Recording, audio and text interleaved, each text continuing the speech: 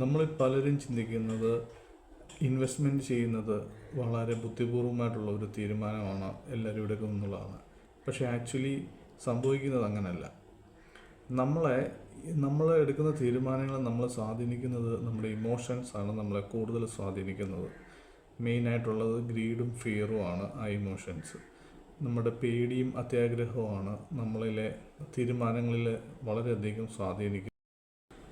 നമുക്ക് ചുറ്റും കുറേ ഡേറ്റകളും കണക്കുകളും ഇതൊക്കെ നമ്മുടെ കയ്യിൽ ഉണ്ടായിരിക്കും.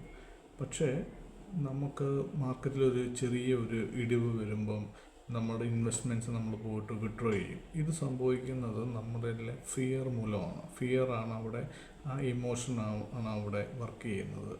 അതുപോലെ തന്നെ ഇപ്പം കുറേ ആൾക്കാർ ഏതെങ്കിലും ഒരു പ്രത്യേക ഫണ്ടിലേക്ക് ഇൻവെസ്റ്റ് ചെയ്യണമെന്ന് നമ്മൾ അറിഞ്ഞു കഴിഞ്ഞാൽ അപ്പം നമ്മളും പോയിട്ട് അതിൽ ഇൻവെസ്റ്റ് ചെയ്യും.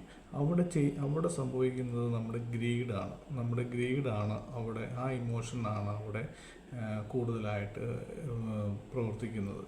അപ്പം ഇതേപോലെയുള്ള നമ്മളുടെ ചിന്താഗതിയും വികാരങ്ങളും നമ്മുടെ ഇൻവെസ്റ്റ്മെൻറ്റ്സിനെ, നമ്മുടെ മണിയെ എങ്ങനെ സ്വാധീനിക്കുന്നു എന്ന് പഠിക്കുന്ന ശാസ്ത്രമാണ് ഈ ബിഹേവിയറൽ ഫിനാൻസ്. ഇതിനൊരു ഉദാഹരണം പറയാം. നമ്മൾ ഒരു സൂപ്പർ മാർക്കറ്റിൽ പോകുന്നു. അവിടെ കുറേ സാധനങ്ങളുണ്ട്. അവിടെ മിക്ക സാധനങ്ങളും 50% ഡിസ്കൗണ്ടിൽ കൊടുക്കുന്നതായിട്ട് കാണുന്നു. നമുക്ക് ആ സാധനം ഒരാവശ്യം ഉണ്ടായിരിക്കില്ല, പക്ഷെ നമ്മൾ മേടിക്കുന്നു.